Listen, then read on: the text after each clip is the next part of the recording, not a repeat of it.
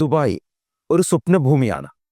ഒരുപാട് പേര് വളർന്നതും ഒരുപാട് പേര് തളർന്നതുമായ ഒരു ഭൂമിയാണ്.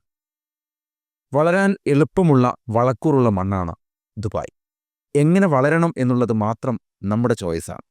എങ്ങനെയൊക്കെ വളരാൻ പറ്റും, ഒരു ബിസിനസ് തുടങ്ങിയാൽ ആ ബിസിനസ് രംഗത്ത് എന്ത് രീതിയിലാണ് ഇടപെടാൻ പറ്റുക, ഇങ്ങനെ ഒരുപാട് സംശയങ്ങൾ നമുക്കിടയിൽ ഉണ്ടാകുന്ന സമയത്താണ് എൻ്റെ മുന്നിൽ ആസിഫ് തെയ്യമ്പാട്ടിൽ എന്ന് പറയുന്ന ഒരു ബിസിനസ് കൺസൾട്ടൻറ്റ്, യുവാക്കൾക്കിടയിൽ ശ്രദ്ധേയമായ ബിസിനസ് മേഖലയിൽ, പ്രത്യേകിച്ചും UAE-യിലെ ബിസിനസ് മേഖലയെക്കുറിച്ച് ഗവേഷണം നടത്തുകയും അതിനെക്കുറിച്ച് ഗ്രന്ഥങ്ങൾ അവതരിപ്പിക്കുകയും ഒക്കെ ചെയ്തുകൊണ്ടിരിക്കുന്ന ആസിഫ് തെയ്യമ്പാട്ടിലാണ് എന്നോടൊപ്പമുള്ളത്.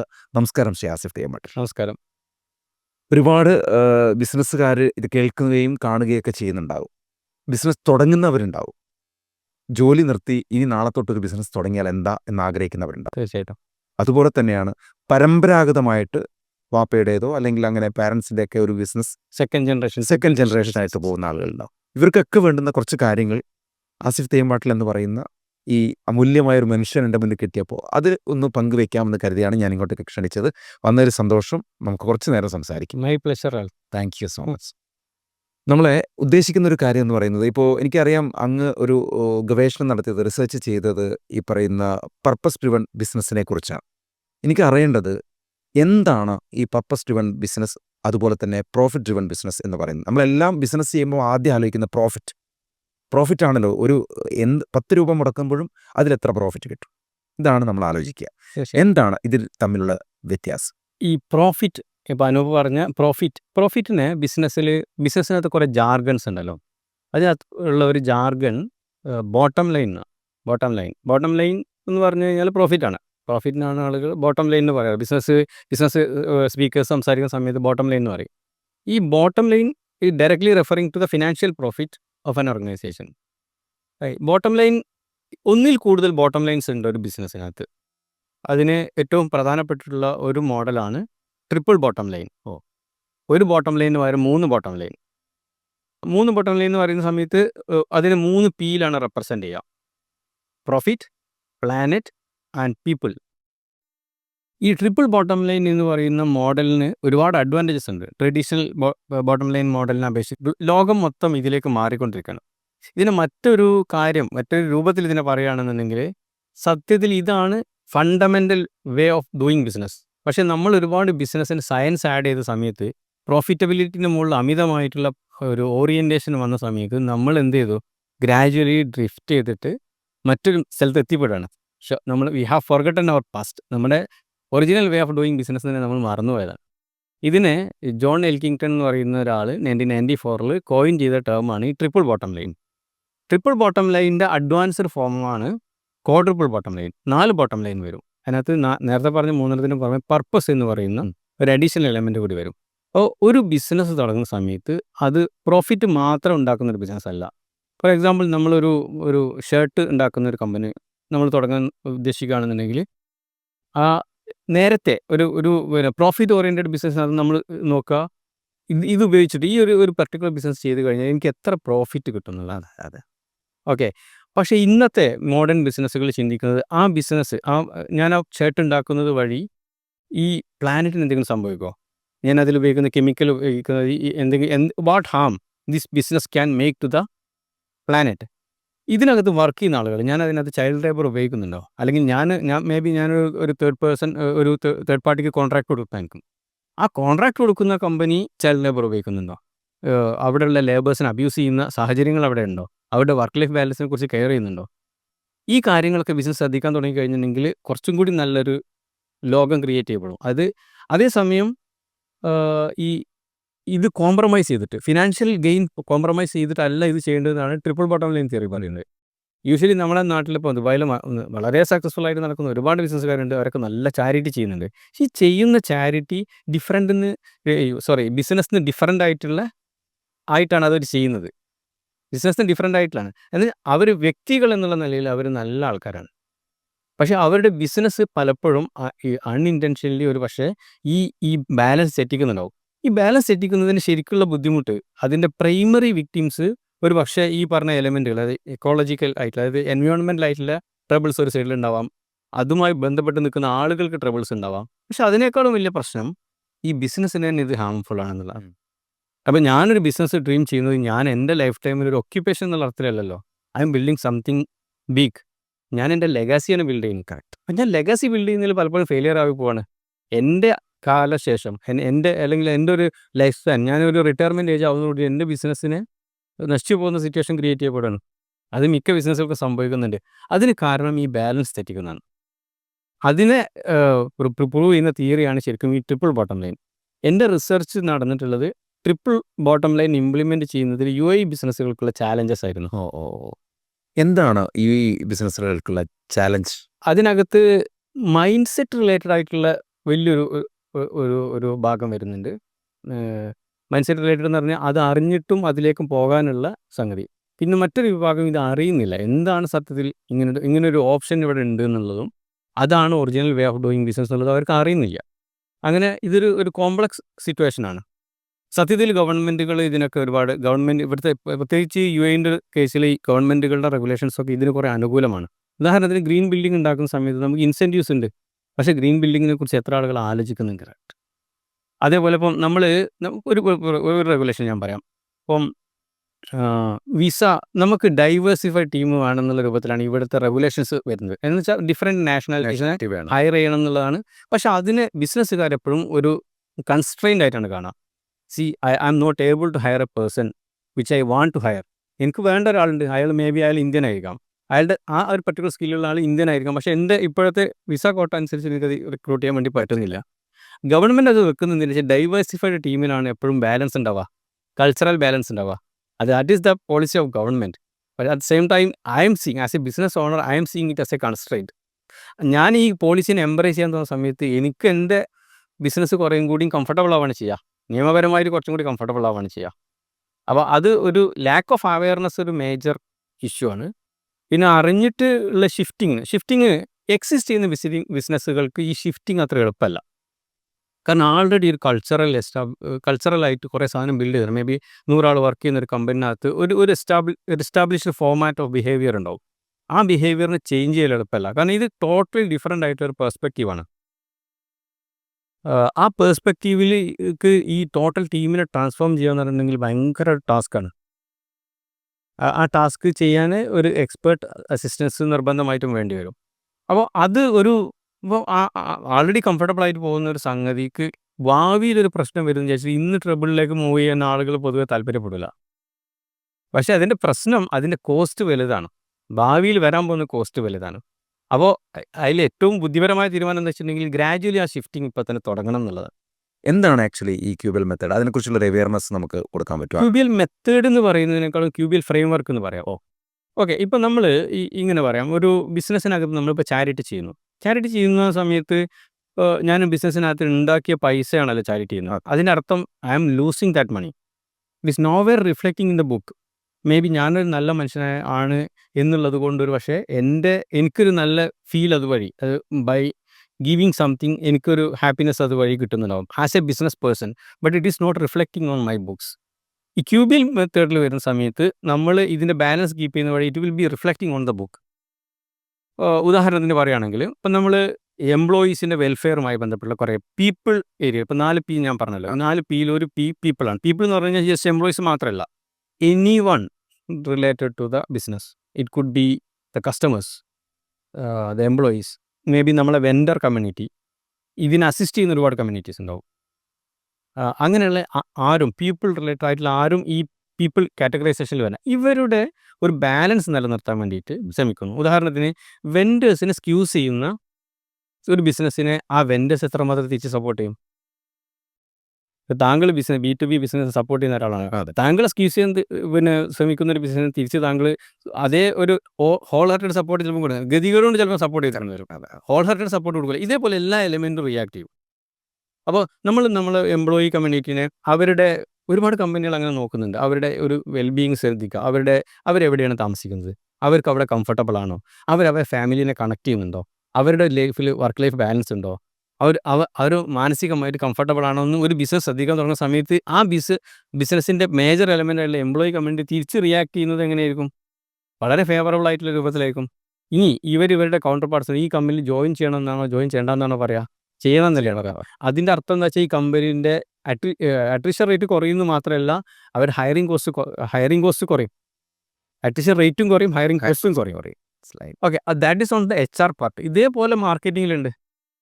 എല്ലാ ഏരിയയിലും ഇതുമായി ബന്ധപ്പെട്ട ഒരു വെൽബീയിങ് സിസ്റ്റത്തിലേക്ക് ഈ ബിസിനസ് ട്രാൻസ്ഫോം ചെയ്യപ്പെടും എന്നുള്ളതാണ്. അവിടെ ബിസിനസ് ഇപ്പം ഒരു എംപ്ലോയീൻ്റെ വെൽഫെയറുമായി ബന്ധപ്പെട്ട് കമ്പനി ശ്രദ്ധിക്കുന്ന സമയത്ത് it actually seems as an expense.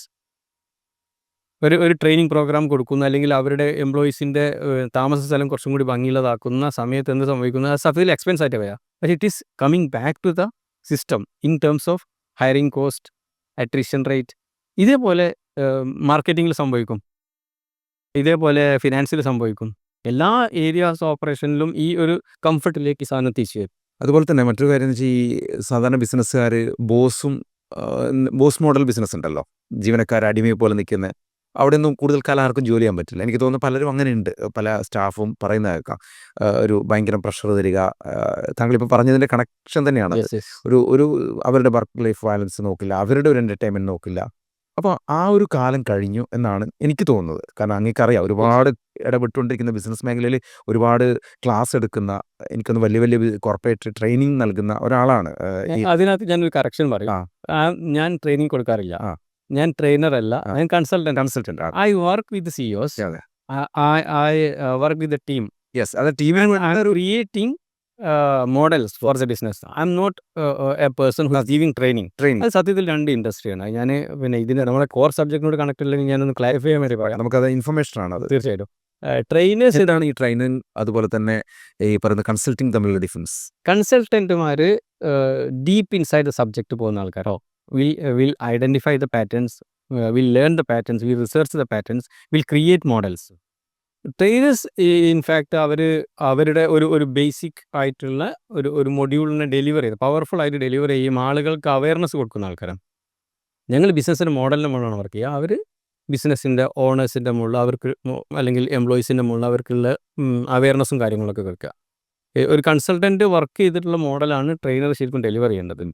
Consultant listen ചെയ്യുന്ന ആളാണ്, ട്രെയിനർ സംസാരിക്കുന്ന ആളായിരിക്കുന്നത്. ഏറ്റവും ഇമ്പോർട്ടൻ്റ് ഏതാണ് ഒരു ബിസിനസ്സിൽ? ഏറ്റവും ഇമ്പോർട്ടൻ്റ് ഏതാണ്? ഒന്ന് ഇമ്പോർട്ടൻ്റ്, ഒന്ന് ഇമ്പോർട്ടൻ്റ് അല്ല എന്ന് പറയാൻ പറ്റില്ല. രണ്ടും ഇമ്പോർട്ടൻ്റ് തന്നെയാണ്, പക്ഷേ രണ്ട് ഫംഗ്ഷനാണ്. ഓക്കെ, അപ്പോൾ നമുക്ക് ഈ ബോസുമാരിലേക്ക് വരാം. കുറേ ബോസുമാരുണ്ടാവും, രാവിലെ വരുന്ന സമയത്ത് ഗുഡ് മോർണിംഗ്, അങ്ങനെ ഒരു വല്ലാത്തൊരു അരക്ഷിതാവസ്ഥ. നല്ല ചോദ്യമാണ്. വെച്ചാൽ ഇപ്പം നമുക്ക് ഒരു ബോസ് അരഗൻ്റ് ആവണമെന്നില്ല. ബോസ് ആയാൽ പോലും പ്രശ്നമാണ്. ഇപ്പോൾ ഞാനൊരു എൻവയോൺമെൻറ്റ് പറയുന്നു, അപ്പോൾ അവിടെ വരുന്ന സമയത്ത് ഈ business there is an old system called there is a boss. പിന്നെ കുറേ ആൾക്കാരുണ്ട്. അപ്പോൾ അതിൻ്റെ ഒരു ഐഡിയൽ മോഡൽ എങ്ങനെയാണ്? ഈ ബോസിന് വേണ്ടിയിട്ട് ഞാൻ അവിടെ ഉള്ളൊരു എംപ്ലോയി ആണെങ്കിൽ I M spending my time for my boss, so that I am getting paid for my time as A salary. ഇങ്ങനെയാണ് ഇതിൻ്റെ ഒരു ഫംഗ്ഷൻ വരുന്നത്. അപ്പോൾ ഐ എം കമ്മിറ്റഡ് ടു ഒരു ജോബിനോട് മാത്രമായിട്ടാണ്. ഇനി ഇതേ ബോസ് എന്നെ കൊളീഗായിട്ടാണ് കാണുന്നത്. He's giving me respect. He's giving respect to every staff members in the house. ആ ഒരു എൻവയോൺമെൻറ്റിൽ എല്ലാവർക്കും റെസ്പെക്ട് കൊടുക്കും വിചാരിക്കുക. ആ എൻവയോൺമെൻറ്റിലുള്ള പ്രൊഡക്ടിവിറ്റി എത്രമാത്രം വ്യത്യാസം ഉണ്ടായിരിക്കും. അപ്പോൾ ഈ ബിസിനസ്സിലുള്ള എല്ലാ ആളുകളെയും സ്റ്റേക്ക് ഹോൾഡറായിട്ട് കാണുന്നു. ഈ എക്സ്റ്റേണൽ സപ്പോർട്ട് ചെയ്യാൻ വേണ്ടി വരുന്ന ആളുകളെ സ്റ്റേക്ക് ഹോൾഡറായിട്ട് കാണുന്നു. അങ്ങനെ സ്റ്റേക്ക് ഹോൾഡർ തിയറി എന്ന് പറയുന്ന ഒരു സംഗതിയുണ്ട്. അത് ഈ തിയറീൻ്റെ തന്നെ മറ്റൊരു വശ. സ്റ്റേക്ക് ഹോൾഡർ തിയറി എന്ന് പറയുന്ന സമയത്ത് നേരത്തെ ഈ ഷെയർ ഹോൾഡർ, സ്റ്റേക്ക് ഹോൾഡർ എന്ന് പറഞ്ഞു കഴിഞ്ഞാൽ ബിസിനസ്സിനകത്ത് ഇൻവെസ്റ്റ് ചെയ്ത ആളുകളെയാണ് സ്റ്റേക്ക് ഹോൾഡർ എന്ന് പറയാൻ പറ്റും. ഇപ്പോൾ സ്റ്റേക്ക് ഹോൾഡർ എന്ന് പറയുന്ന സമയത്ത് എല്ലാവരും, അതായത് ഈ ബിസിനസ്സിനായിട്ട് ഇതിൻ്റെ എംപ്ലോയീസ്, ഇതിൻ്റെ കസ്റ്റമേഴ്സ്, ഇതിൻ്റെ വെൻഡേഴ്സ്, ഇതിനെ സപ്പോർട്ട് ചെയ്യുന്ന B2B സപ്പോർട്ട് ചെയ്യുന്ന ആളുകൾ, financial institutions, government, future generation and other creatures, മറ്റ് ജീവജാലങ്ങളൊക്കെ ഈ ബിസിനസ്സിൻ്റെ സ്റ്റേക്ക് ഹോൾഡറായിട്ടാണ് ബിസിനസ്സിനെ കൺസിഡർ ചെയ്യുന്നത്. അപ്പോൾ ഈ ഏതൊക്കെ സ്റ്റേക്ക് ഹോൾഡർക്ക് എന്തൊക്കെ ഇപ്പോൾ ഈ ബിസിനസ്സിൽ തീരുമാനം എടുത്തു കഴിഞ്ഞാൽ അത് എങ്ങനെയൊക്കെ ബാധിക്കും എന്നുള്ളത് ഒരു പ്രധാനപ്പെട്ട സംഗതിയാണ്. ഇപ്പം നമ്മുടെ നാട്ടിൽ വളരെ പ്രധാനപ്പെട്ടുള്ള ഒരു മൊബൈൽ ഫോൺ മാനുഫാക്ചറിങ് കമ്പനി ഒറാങ്കുട്ടാൻ്റെ ഒരു പെർട്ടിക്കുലർ വിഭാഗത്തിന് അതിൻ്റെ വംശനാശം സംഭവിക്കുന്നതിന് കാരണമായി അവരൊരു ലോഹം എക്സ്ട്രാക്ട് ചെയ്യാൻ വേണ്ടി ശ്രമിച്ചതാണ്. And this company needs careful about the orangutan. ഒറാങ്കുട്ടനെ കുറിച്ച് കെയർഫുൾ ആവേണ്ട സാഹചര്യം വന്നു. അതെന്തുകൊണ്ടാണെന്ന് വെച്ച് കഴിഞ്ഞിട്ടുണ്ടെങ്കിൽ ഈ പിന്നെ ഗ്ലോബൽ കമ്മ്യൂണിറ്റി ശ്രദ്ധിക്കുന്നുണ്ട്. They cannot just go and extract the metal. They are accountable. ഈ ഒരു ആക്ടിന് അവർ അക്കൗണ്ടബിൾ ആണ്. അങ്ങനെ ചെയ്യാൻ പറ്റില്ല. അതുപോലെ ഒരുപാട് ബിസിനസ്സുകാരുള്ള സ്ഥലമാണ് ദുബായ്. പ്രത്യേകിച്ച് UAE ബിസിനസ്സിനെ കുറിച്ച് സ്പെഷ്യലായിട്ട് റിസർച്ച് ചെയ്ത ഒരാളാണ് ആസിഫ് എന്ന് പറയുന്ന വ്യക്തിത്വം. എന്താണ് നമുക്ക് ഈ പറയുന്ന വലിയ വലിയ മാനേജ്മെൻറ്റുകൾക്ക്, സിഇഒമാർക്ക് കൊടുക്കാവുന്ന നിർദ്ദേശങ്ങൾ, അഡ്വൈസുകൾ? ഒരാൾ വന്ന് ആസിഫിനെ കാണുകയാണ്. അപ്പോൾ ആസിഫോട് പറയുന്നു, "സർ, എനിക്ക് ഒരു സപ്പോർട്ട് വേണം. എൻ്റെ ബിസിനസ് ഡൗൺ ആണ്" എന്ന് പറയും. അപ്പോൾ എങ്ങനെ നമുക്ക് ഒരു സപ്പോർട്ട് കൊടുക്കാൻ പറ്റും? എങ്ങനെയാണ് അത്തരത്തിലുള്ള ആളുകൾ ഇപ്പോൾ ആസിഫ് സാറിനെ സമീപിച്ചു കഴിഞ്ഞാൽ എങ്ങനെ സപ്പോർട്ട് കൊടുക്കും? എന്നെ സമീപിക്കുന്ന ആളുകളോട് അല്ലെങ്കിൽ ഞങ്ങളുടെ കമ്പനീനെ സമീപിക്കുന്ന ആളുകളോട് ഞങ്ങൾ എങ്ങനെ സമീപിക്കുന്നതാണ് ചോദ്യം എന്നുണ്ടെങ്കിൽ അതിൻ്റെ ഉത്തരം ഞങ്ങൾ ബേസിക്കലി ഏത് ഓർഗനൈസേഷനിൽ പോയി കഴിഞ്ഞാൽ അതിൻ്റെ ഒരു ബേസിക് സ്റ്റഡി ഉണ്ട്, ഒരു ഡയഗ്നോസിസ് സ്റ്റഡി. നമ്മളൊരു അസുഖവുമായി ബന്ധപ്പെട്ടിട്ട് ഒരു ഡോക്ടറെ അടുത്ത് പോയി കഴിഞ്ഞാൽ ഡോക്ടർ അതെന്താ ചെയ്യുക? എന്താണെന്ന് അതിൻ്റെ ഡയഗ്നോസിങ് ചെയ്യും. അതെ. അത് ഒന്നുകിൽ സ്റ്റെതസ്കോപ്പ് വെച്ചിട്ടായിരിക്കാം, അല്ലെങ്കിൽ സ്കാൻ ചെയ്തിട്ടായിരിക്കാം, അല്ലെങ്കിൽ എക്സ്റേ എടുത്തിട്ടായിരിക്കാം. വാട്ട് എവർ മീൻസ് അത് ഡയഗ്നോസ് ചെയ്യും. ഡയഗ്നോസ് ചെയ്യാതെ എന്ത് ചെയ്യാൻ പറ്റില്ല? അതിൻ്റെ ചികിത്സിക്കാൻ പറ്റില്ല. അത് തെറ്റായി പോകും.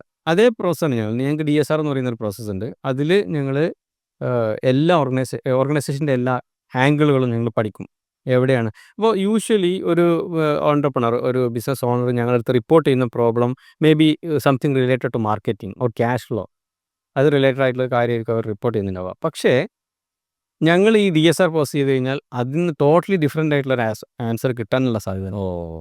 അങ്ങനത്തെ കുറേ എക്സ്പീരിയൻസ് ഉണ്ടോ? ഒരുപാട് എക്സ്പീരിയൻസസ് ഉണ്ട്. അല്ലെങ്കിൽ നമുക്കുള്ള എക്സ്പീരിയൻസിൽ ഭൂരിഭാഗവും അങ്ങനെയാണ്. അതിനുള്ളൊരു കാരണം എന്താ വെച്ചിട്ടുണ്ടെങ്കിൽ ഇൻഫർമേഷൻ ഫ്ലോ മിക്കവാറും ഈ മുകളിൽ നിന്ന് താഴേക്കുള്ള ഇൻഫർമേഷൻ ഫ്ലോ ഏറെക്കുറെ കറക്റ്റ് ആയിരിക്കും. പക്ഷേ താഴെ നിന്ന് മേലേക്ക് ഇൻഫർമേഷൻ ഫ്ലോ വളരെ റോങ് ആയിരിക്കും. അത് ഓരോ ലെയറിലും കട്ട് ചെയ്യപ്പെടും, ഫിൽട്ടർ ചെയ്യപ്പെടും. ഓക്കെ, താഴെ നിന്ന് മേലേക്ക്. കാരണം ഈ ഇൻഫർമേഷൻ പോകുന്നത് ഓരോ ഘട്ടത്തിലുമുള്ള ആളുകൾക്ക് ഹാംഫുൾ ആണെന്ന് അവർ ചിന്തിക്കുന്നുണ്ട്. കറക്റ്റ്. അതൊരു ട്രാൻസ്പാരൻറ്റ് സിസ്റ്റം. ഇപ്പം നമ്മൾ QBL പോലുള്ള ഒരു ട്രാൻസ്പാരൻറ്റ് മോഡലിൽ വർക്ക് ചെയ്യുന്ന കമ്പനി അല്ലാന്നുണ്ടെങ്കിൽ ആ ഇഷ്യൂസ് കൂടുതലായിരിക്കും. അപ്പോൾ ഇൻഫർമേഷൻ കറക്റ്റായിട്ടല്ല മുകളിലെത്തുക. അതിൻ്റെ അർത്ഥം എടുക്കുന്ന തീരുമാനങ്ങൾ തെറ്റിപ്പോകും. അപ്പോൾ ഞങ്ങളുടെ DSR പോസ്റ്റിനകത്ത് ഇൻഫർമേഷൻ ഞങ്ങൾക്ക് കറക്റ്റായിട്ട് കിട്ടും. അപ്പോൾ അതുവഴി we can identify the problems correctly so that we can advise the leadership on how we can move ahead. എന്തൊക്കെ രൂപത്തിലുള്ള ട്രീറ്റ്മെൻറ്റുകൾ അല്ലെങ്കിൽ എന്തൊക്കെ രൂപത്തിലുള്ള റെമീഡിയൽ മെഷേഴ്സാണ് നമ്മൾ എടുക്കേണ്ടതെന്നുള്ളതിനെ കുറിച്ച് നമുക്ക് കുറേ കൂടി ക്ലാരിറ്റി ഉള്ള ഒരു സംഗതി കിട്ടുന്നുണ്ട്. അതുപോലെ പുതുതായിട്ടൊരു ബിസിനസ് തുടങ്ങുന്ന ഒരാൾ, ഞാനിപ്പോൾ ഒരു 10-15 വർഷം ജോലി ചെയ്തുകൊണ്ടിരിക്കുകയാണ്, എനിക്കൊരു പുതിയൊരു ബിസിനസ് തുടങ്ങണം. കാരണം എൻ്റെ മേഖല തന്നെ ആയിരിക്കും. സാധാരണ എല്ലാവരും അങ്ങനെയാണല്ലോ, ചെയ്ത ജോലി അവിടെ ഒരു ബിസിനസ് ആവുക എന്നുള്ളത്. ഒരു എൻ്റർപ്രണർ ആവാനുള്ളൊരു തീരുമാനം എടുക്കുന്നു. ആ തീരുമാനം എടുക്കുന്ന സമയത്ത് എങ്ങനെയാണ് അവരെ സപ്പോർട്ട് ചെയ്യാൻ പറ്റുക? അതുപോലെ തന്നെ എങ്ങനെയാണ് അവർക്ക് കൊടുക്കാനുള്ള ഒരു അഡ്വൈസ് എന്താണ്? പുതുതായിട്ട് ഒരുപാട് ആളുകൾ, ഇത് കേൾക്കുന്ന ആളുകൾ ബിസിനസ് തുടങ്ങിയവരുണ്ടാവും, തുടങ്ങിയിട്ട് ഇങ്ങനെ വല്ലാതെ ബുദ്ധിമുട്ടുന്നുണ്ടാവും മുന്നോട്ട് പോകാൻ. അവർക്ക് കൊടുക്കാനുള്ള ഒരു അഡ്വൈസ് എന്താ? അത് രണ്ടും രണ്ട് സെക്ടറാണ്. ഞാൻ പറയാം. അപ്പം ഒരാൾ തുടങ്ങാൻ നിൽക്കുന്നുണ്ടെങ്കിൽ എപ്പോഴും don't see the opportunity to create money, see the opportunity to solve a problem. എത്ര ചെറിയ ഓപ്പർച്യൂണിറ്റി ആണെങ്കിലും എത്ര വലിയ ഓപ്പർച്യൂണിറ്റി ആണെങ്കിലും സീ എറ്റ് എ പ്രോബ്ലം. അതിലുള്ള ഗുണം എന്താണെന്ന് വെച്ച് കഴിഞ്ഞാൽ കുറച്ച് കഴിഞ്ഞാൽ നമുക്ക് ഈ ഓപ്പർച്യൂണിറ്റിൻ്റെ ഷേപ്പ് മാറാൻ സാധ്യതയുണ്ട്. നമ്മൾ ഐഡൻറ്റിഫൈ ചെയ്ത ഓപ്പർച്യൂണിറ്റി അല്ലെങ്കിൽ പ്രോബ്ലത്തിൻ്റെ ഷേപ്പ് മാറാൻ സാധ്യതയുണ്ട്. ഈ ഷേപ്പ് മാറുന്ന സമയത്ത് നമുക്ക് നല്ല ക്ലാരിറ്റി ഉണ്ടാവും നമ്മൾ എന്താ ചെയ്തുകൊണ്ടിരിക്കുന്നത് എന്നുള്ളത്. നേരെ മറിച്ച് നമ്മൾ ഓപ്പർച്യൂണിറ്റി മാത്രമാണ് കണ്ടതെന്നുണ്ടെങ്കിൽ കുറച്ച് കഴിഞ്ഞിട്ട് ഈ പ്രോബ്ലത്തിൻ്റെ ഷേപ്പ് മാറുന്ന സമയത്ത് നമുക്ക് അറിയാൻ പറ്റില്ല. അപ്പം നമ്മൾ ജനറലി ഇപ്പോൾ നിങ്ങൾ ബിസിനസ്സുകാരോട് സംസാരിച്ചാൽ അവർ പറയുന്നത് മാർക്കറ്റ് നല്ലതല്ല, ഇപ്പോൾ പിന്നെ ട്രെൻഡ് മോശമാണ്. അതിനവർ മാക്രോ എക്കണോമിക് ടേമൊക്കെ ഉപയോഗിക്കും. അവിടെ നിന്നുള്ള ക്യാഷ് ഫ്ലോ റെഡിയല്ല, റിസഷൻ വരുന്നുണ്ട് എന്നൊക്കെ പറയും. പണ്ട് ഒരു എക്സാമ്പിൾ, ഒരു സ്റ്റോറി പറയലുണ്ട്. ഒരാളുടെ മകന് MBA ഒക്കെ കഴിഞ്ഞ് തിരിച്ച് ബേക്കറി നടത്തുന്നതാണ് അച്ഛന്. തിരിച്ച് ബേക്കറിയിൽ MBA കഴിഞ്ഞ് മകൻ ജോയിൻ ചെയ്ത് ആ മകൻ നോക്കിയ സമയത്ത് ബ്രെഡിൻ്റെ പാക്കറ്റ്, ബ്രെഡ് കുറേ ബ്രെഡ് കളക്ഷൻസ് ഉണ്ട്. അപ്പോൾ ബ്രെഡിനൊക്കെ മാർജിൻ വളരെ കുറവാണ്. മാർജിനുള്ള കുറേ ഐറ്റംസ് ഉണ്ട്. കച്ചവടമൊക്കെ നല്ല രൂപത്തിൽ നടക്കുന്നത്. അപ്പോൾ അവൻ ചിന്തിച്ചെന്താ വെച്ച് കഴിഞ്ഞാൽ ഈ ബ്രെഡ് മാർജിൻ കുറഞ്ഞ ഐറ്റംസ് കട്ട് ചെയ്ത് കഴിഞ്ഞാൽ കൂടുതൽ ലാഭം ഉണ്ടാവും എന്നുള്ള രൂപത്തിൽ അച്ഛൻ അഡ്വൈസ് ചെയ്യണം. അച്ഛൻ റിസഷനൊക്കെ വരുന്നുണ്ട്. അപ്പോൾ അതുകൊണ്ട് നമ്മൾ ഈ പ്രോഫിറ്റ് കുറഞ്ഞ സാധനങ്ങളൊക്കെ നമ്മൾ ഇതിന് റിമൂവ് ചെയ്ത് കഴിഞ്ഞാൽ നമുക്ക് കൂടുതൽ പ്രോഫിറ്റ് ഉണ്ടാക്കാമെന്ന് അഡ്വൈസ് ചെയ്യണം. അപ്പോൾ അച്ഛൻ പറഞ്ഞു, മകൻ ഇപ്പം ബിസിനസ് മാനേജ്മെൻ്റ് ഒക്കെ പഠിച്ച് വന്നതാണ്, അതുകൊണ്ട് മകൻ പറഞ്ഞത് കേൾക്കാമെന്നുള്ള നിലയിൽ ആൾ ബ്രെഡ് റിമൂവ് ചെയ്ത്. ആക്ച്വലി എല്ലാവർക്കും അറിയുന്ന കാര്യമാണ്, ഏത് ഇതിനകത്തും കുറേ ലാഭം ഉണ്ടാക്കുന്നതും കുറേ നഷ്ടം ഉണ്ടാക്കുന്നതുമായിട്ടുള്ള അതിനൊരു കൂട്ടമാണ് ഉണ്ടാവുക. സർവീസസ് ആണെങ്കിലും പ്രൊഡക്റ്റ് ആണെങ്കിലും ആ എക്കോസിസ്റ്റത്തിലേക്കാണ് ആളുകൾ വരുന്നതും പർച്ചേസ് ചെയ്യുന്നത്. മേ ബി ബ്രെഡ് വാങ്ങാൻ വേണ്ടി വരുന്ന ആൾക്കാരും മറ്റ് സാധനങ്ങൾ വാങ്ങുന്നില്ലാവുക. ബ്രെഡില്ലാതെ ആളുകളുടെ ഫ്ലോ നിന്നും സ്വാഭാവികമായിട്ടും ബിസിനസ്സിൽ കൂട്ടി. പക്ഷേ ഇതിന് ഹൈലൈറ്റ് അതല്ല, അച്ഛൻ പിന്നീട് മകനോട് റെസ്പോണ്ട് ചെയ്യുന്നുണ്ട്. ഈ സ്റ്റോറിൻ്റെ അവസാനം മകൻ പറഞ്ഞ് വളരെ കറക്റ്റ് ആയിരുന്നു. കാരണം റിസഷൻ വരുന്നത് അത് നേരത്തെ അവനക്ക് അറിയാൻ പറ്റിയിരുന്നു. പക്ഷേ റിസെഷൻ വന്നത് അവരുടെ ഷോപ്പിൽ മാത്രമാണ്. അത് അവരുടെ തീരുമാനത്തിൻ്റെ കുഴപ്പം കൊണ്ട് വന്നതാണ്. അപ്പോൾ യൂഷ്വലി എൻട്രപ്രണേഴ്സ് നമ്മളിപ്പം ഒരു നല്ല രൂപത്തിൽ എല്ലാം പെർഫോം ചെയ്യുന്ന ഒരു എൻട്രപ്രണറോട് നമ്മൾ വെറുതെ സംസാരിച്ച് കഴിഞ്ഞിട്ടുണ്ടെങ്കിൽ പറയും മാർക്കറ്റ് ശരിയല്ല, ഞാൻ ശരിയല്ല, എൻ്റെ സമീപനം ശരിയല്ല, എനിക്ക് ഞാൻ ചെയ്യുന്ന കാര്യം എന്താണെന്ന് അറിയില്ല എന്ന് പറയില്ല. അവരെപ്പോഴും ഒരുപാട് പേര് അങ്ങനെ പറയുന്നത് ആ അങ്ങനെയാണ് പറയാറുള്ളത്. അപ്പോൾ നമ്മൾ ബിസിനസ് തുടങ്ങുന്ന സമയത്ത് തുടങ്ങുന്ന ആൾക്കാരുടെ അഡ്വൈസ് അതാണ്, see the problem not the opportunity. ആ പ്രോബ്ലം അതെങ്ങനെ ലാഭകരമായിട്ട് പരിഹരിക്കാം, പ്രോഫിറ്റബിൾ ആയിട്ട് അതിനെങ്ങനെ പരിഹരിക്കാം, എങ്ങനെ അതിനെ എഫക്റ്റീവായിട്ട് പരിഹരിക്കാം എന്ന രൂപത്തിൽ സമീപിച്ച് കഴിഞ്ഞിട്ടുണ്ടെങ്കിൽ you will be land on the right track. നമുക്കിത് അവസാനിപ്പിക്കുന്നതിന് മുമ്പ് നമുക്ക് ഒരുപാട് സംസാരിക്കാനുണ്ട്. സമയം പോകുന്ന അറിയുന്നില്ല. കാരണം അങ്ങോട്ട് സംസാരിച്ചുകൊണ്ടിരിക്കുമ്പോൾ ഇങ്ങനെ വരികയാണ്, നമ്മൾ ഒഴുകി വരികയാണ് കുറേ കാര്യങ്ങൾ. അപ്പോൾ വരുന്ന ആളുകളിൽ നമുക്ക് സംസാരിക്കാം കുറച്ചുകൂടി ഡീറ്റെയിൽ ആയിട്ട്. എനിക്ക് ആസിഫ് തേമ്പാട്ടിൽ എന്ന് പറയുന്നൊരു വ്യക്തിയെ ഏതെങ്കിലും ഒരു കമ്പനിയുടെ ഓണേഴ്സ് അല്ലെങ്കിൽ CEO ലെവലിരിക്കുന്ന ഒരാൾ ഒരു അഡ്വൈസ് വേണം. അപ്പോൾ എങ്ങനെയാണ് റീച്ച് ചെയ്യാൻ പറ്റുക, അങ്ങേ റീച്ച് ചെയ്യാൻ പറ്റുക, അങ്ങയിലേക്ക് എത്താൻ വേണ്ടി പറ്റുക? കാരണം ഇതൊരു വീഡിയോ കാണുന്ന ആളുകൾ. ഞങ്ങളുടെ വെബ്സൈറ്റ് ഉണ്ട്, അതിനകത്ത് എൻക്വയറി ഫോം ഉണ്ട്. ഏതാണ് വെബ്സൈറ്റിൻ്റെ ഡീറ്റെയിൽ പറയുന്നത്? www.atbc.co. അതിനകത്ത് തന്നെ ഞങ്ങളുടെ വാട്സാപ്പ് നമ്പേഴ്സ് ഉണ്ട്, ഇമെയിൽ ഉണ്ട്. അപ്പോൾ ഇതിനകത്ത് വന്നു കഴിഞ്ഞാൽ ബേസിക്കലി ഞങ്ങൾ ചെയ്യുന്നൊരു കാര്യം, ദേ വിൽ ഗെറ്റ് എ ഫോം. അതായത് ആ ബിസിനസ്സുമായി ബന്ധപ്പെട്ടുള്ള ഫണ്ടമെൻ്റൽ കാര്യങ്ങൾ ഫില്ല് ചെയ്യാനുള്ള ഒരു ഫോം ഉണ്ടാവും. അത് കഴിഞ്ഞാൽ they will get an appointment to meet any of the consultants. അപ്പോൾ പ്രൈമറി മീറ്റിംഗ് അത് ഫ്രീ ഓഫ് കോസ്റ്റ് ആണ്, there is no charge for that. അതിൽ മീറ്റ് ചെയ്യുന്ന സമയത്ത് we can understand the business, they can understand our services. That is a primary meeting. Okay, after the primary meetings we will provide them proposal, എങ്ങനെയാണ് നമുക്ക് മുന്നോട്ട് പോകാൻ വേണ്ടി പറ്റുക. Usually ഞങ്ങളുടെ ഫസ്റ്റ് സ്റ്റെപ്പ് DSR ആയിരിക്കും. DSR അല്ലാത്ത കേസസ് വരാം, അത് ഡിപ്പെൻസ് ഓൺ ദ പ്രോബ്ലം.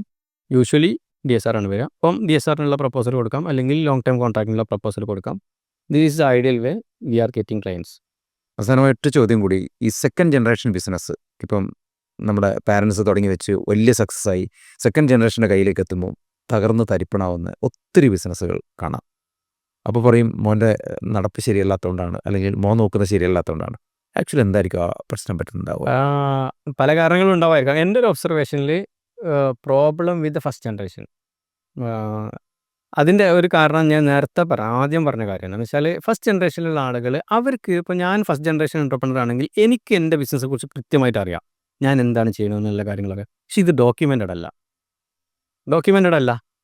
അല്ലാത്തത് കൊണ്ട് ഇപ്പം എല്ലാ കാര്യങ്ങൾക്കും ഒരു വിഷയത്തിൽ ക്ലാരിറ്റി വേണമെങ്കിൽ ഫിനാൻസ് മാനേജർ, മാർക്കറ്റിംഗ് മാനേജറൊക്കെ എൻ്റെ അടുത്ത് ഡിസ്കസ് ചെയ്യും.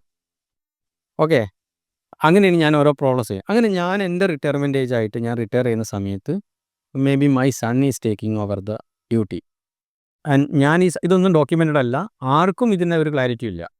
ഈ സെക്കൻഡ് ജനറേഷൻ വരുന്ന സമയത്ത് അയാളുടെ ശൈലിക്ക് അനുസരിച്ച് പോകാൻ വേണ്ടി ശ്രമിക്കും. അത് യൂഷ്വലി ഇതിന് കോൺട്രാക്ടറി ആയിട്ടായിരിക്കും വരുന്നുണ്ടാവുക. അപ്പോൾ അത് ഈ ഓർഗനൈസേഷൻ ഭയങ്കര ഹാംഫുൾ ആയിരിക്കും.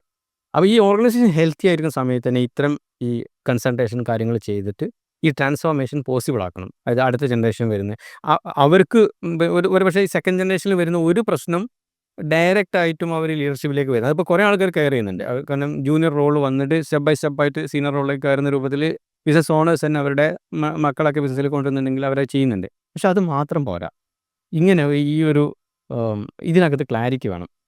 ഈ ക്ലാരിറ്റി വേണം. എന്നിട്ട് ഗ്രാജ്വലി ചില ആൾക്കാരത് വിജയിക്കാനുള്ള ഒരു കാരണം എന്ന് വെച്ചിട്ടുണ്ടെങ്കിൽ അവർ ഇയർലി എഡ്യൂക്കേഷൻ കഴിഞ്ഞ ഉടനെ തന്നെ മക്കളും അല്ലെങ്കിൽ ഫൗണ്ടറും അവരുടെ മക്കളും കൂടി ബിസിനസ്സിൽ ടുഗദർ ഉണ്ടാവുന്ന പീരീഡ് കൂടുതലാണെങ്കിൽ ട്രാൻസ്ഫോർമേഷൻ നടക്കും. അത് അവർ റിട്ടേൺ ആയിട്ടുള്ള ക്ലാരിറ്റിയിലാവണമെന്നില്ല, അതൊരു വാമൊഴിയായിട്ട് അവർക്ക് അത് ഫീൽ ചെയ്യാൻ പറ്റും. So that they can keep it. പക്ഷെ അവിടെ പോലും ഈ കുറവ് സംഭവിക്കുന്നുണ്ട്. അത് അടുത്ത ജനറേഷനിൽ ട്രാൻസ്ഫർ ചെയ്യുമ്പോൾ അത്രയും പവർ ഉണ്ടാവില്ല. പക്ഷേ നേരെ ഇത് ക്ലിയർലി റിട്ടേൺ ആണെന്നുണ്ടെങ്കിൽ ഇറ്റ് വിൽ പാസ് ജനറേഷൻസ്. എന്തായാലും സന്തോഷം. ഒരുപാട് നമ്മൾ സംസാരിച്ചു, ഒത്തിരി നേരം സംസാരിച്ചു. ഇനി നമുക്ക് കൂടുതൽ സംസാരിക്കാം. ആസിഫ് തേമ്പാട്ടിൽ എന്ന് പറയുന്ന ഈ ഒരു ബിസിനസ് കൺസൾട്ടൻറ്റിനെ നിങ്ങൾക്ക് സമീപിക്കാവുന്നതാണ്. അദ്ദേഹത്തെ കോൺടാക്റ്റ് ചെയ്യാം. അദ്ദേഹത്തിൻ്റെ സോഷ്യൽ മീഡിയ പ്ലാറ്റ്ഫോമുകളിലൊക്കെ ഒന്ന് നിങ്ങൾക്ക് സെർച്ച് ചെയ്ത് കഴിഞ്ഞാൽ അദ്ദേഹത്തെ ഒന്ന് കണക്ട് ചെയ്യാൻ പറ്റും. അതുപോലെ തന്നെ ഇതിനടിയിൽ കാണുന്ന ഈ ഒരു നമ്പർ നിങ്ങൾക്ക് വാട്സപ്പിലൂടെ അദ്ദേഹത്തെ ആക്സസ് ചെയ്യാൻ വേണ്ടി പറ്റും. വീണ്ടും നമ്മൾ കൂടുതൽ ബിസിനസ്സിൻ്റെ മറ്റു വശങ്ങളെ കൂടി പരിചയപ്പെടുന്ന രീതിയിലുള്ള സംസാരം ഉണ്ടാവുമെന്ന് പ്രതീക്ഷിക്കുന്നു. വളരെ സന്ദിച്ച ഒരു സമയത്ത് താങ്കളുടെ ചോദ്യങ്ങൾ വളരെ കറക്റ്റ് ആയതുകൊണ്ട് എനിക്ക് അതിനോട് റെസ്പോണ്ട് ചെയ്യാനും പറ്റി. അപ്പോൾ നമുക്ക് കൂടുതൽ സംസാരിക്കാം. Thank you so much. Thank you.